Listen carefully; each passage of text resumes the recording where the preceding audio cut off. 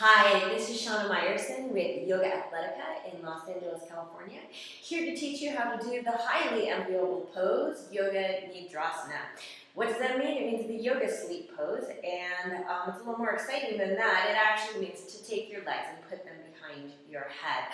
So I'm going to give you a whole bunch of warm-ups. Just as always, note that first you got to really get sort of deep into this before you take it to the last level. So you're going to take it to whatever level works for you each day. You go a little bit deeper until one day, voila, your feet are in your hair. Here we go. Okay, so we're going to start off with a really basic hip opener. This one's called Reclining Pigeon. And what you do is you just lie down, okay? You like lying down. You're going to take one ankle, you're going to cross it just beneath your opposite knee. And by the way, if this is already too much, leg behind the head is probably not going to happen today. If this is as far as you can go, and you'll know because your knee will be sort of facing this way, your first step is just going to be to take your hands and start to push your knee away from your body a little bit. Eventually, you want that leg to be able to get parallel. If that's easy, you're going to bring this bottom leg in, take your hand through the triangle, outside hand to the outside, you're just going to grab that shin of the knee that's bent into your chest. And you're going to pull the leg towards your chest. So this will be sort of the final rendition of the pose, like a little person blob on the floor where everything's really compact. This may not be where you are today. Oh, and flex these toes. Perhaps you're out here, or perhaps that knee is still sort of cheating in. If you feel like the knee is sort of crowding you a little bit and cramping your style, you can take the hand out and start to push it away as well. But remember that you always want to moderate any force that you put into a pose. Okay, we're not actually looking to rip your leg off of your body. So once you've got that, and one more thing, best not to hold on to the hamstrings, but rather to the knee because you're going to be able to get more squishy love and goodness. Okay, if that's easy, second pose. I'm crossing my left leg in front, so I'm going to put this in terms of left leg. If you chose right leg, just whenever I say left, think right, okay? That's what everybody does anyway. We're going to take your right elbow, so the opposite elbow, and you're going to hook onto your ankle, like so. Your other hand, so this is my left hand, my arm, elbow comes behind my head, and I'm going to clasp my hands together. Now again, see how this front leg is more or less in a parallel position.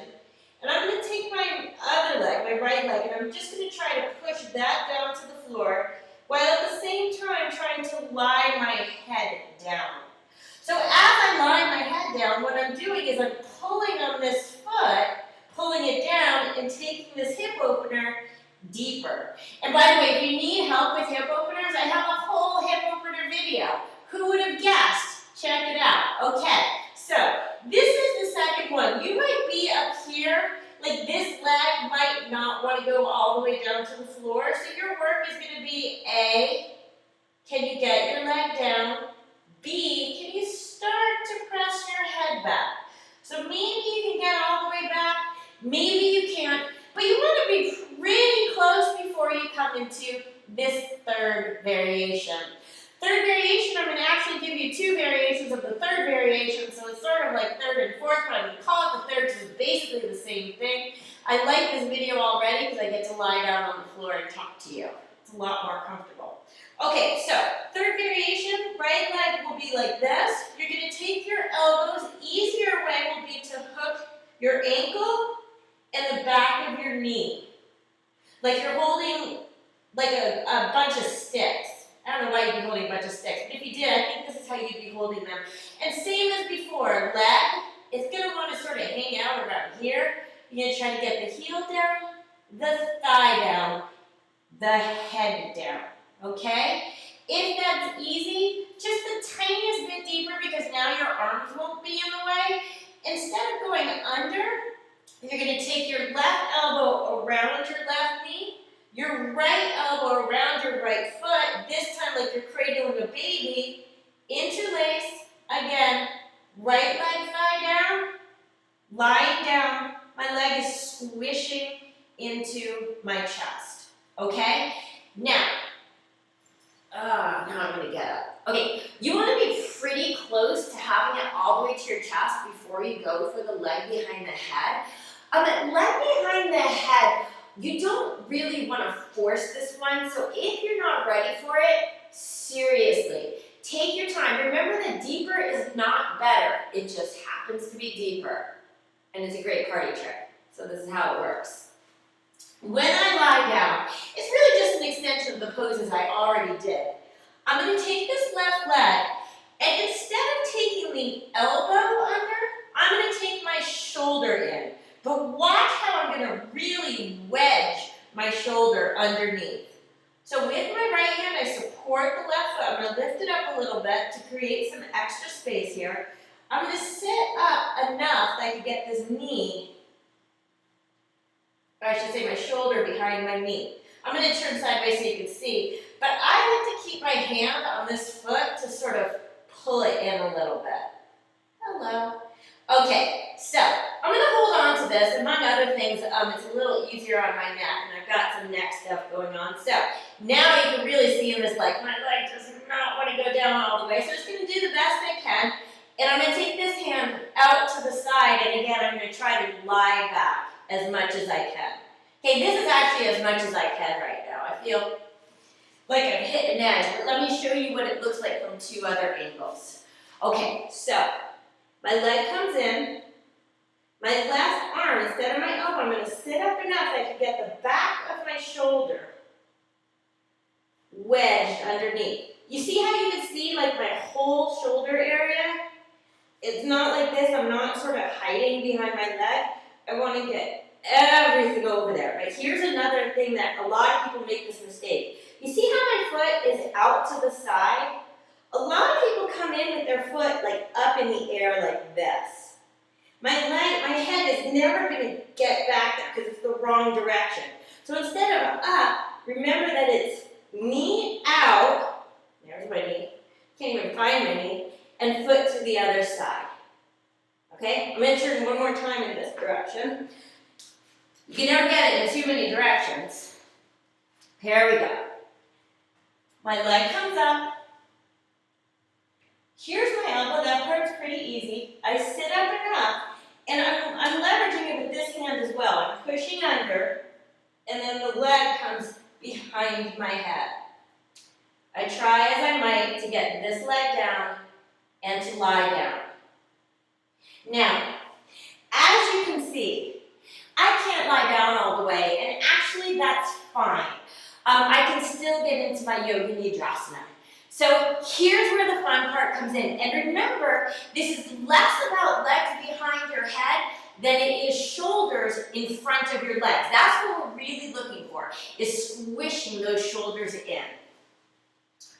So, back to my original position. I'm going to start.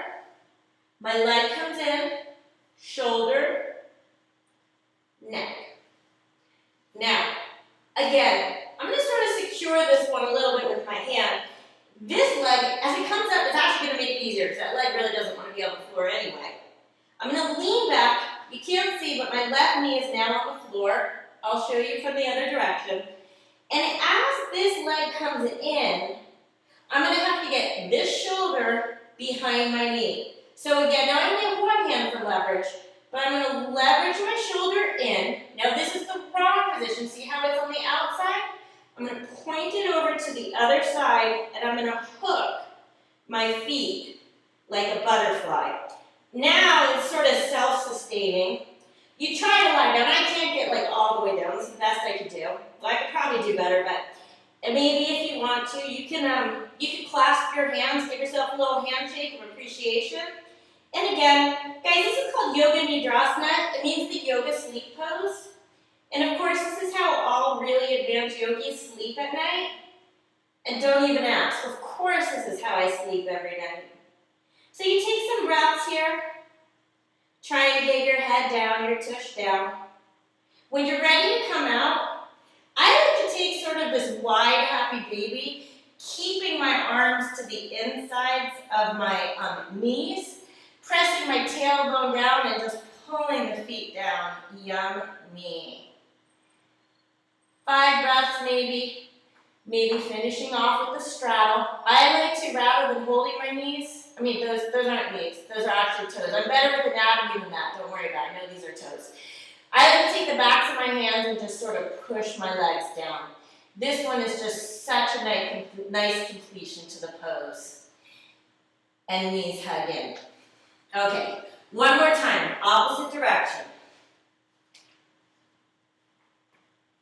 Leg comes in, shoulder behind, foot across. My other leg comes up. I grab it for leverage, squish my shoulder under, and lock my feet, and go to sleep.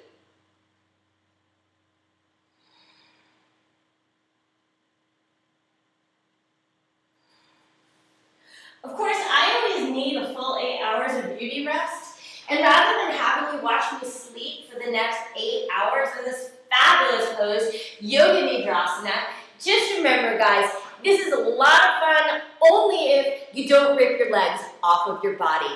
Be mindful with this one and enjoy. This is Shana Meyerson with YOGAthletica in Los Angeles, California, wishing you, as always, a fabulous day.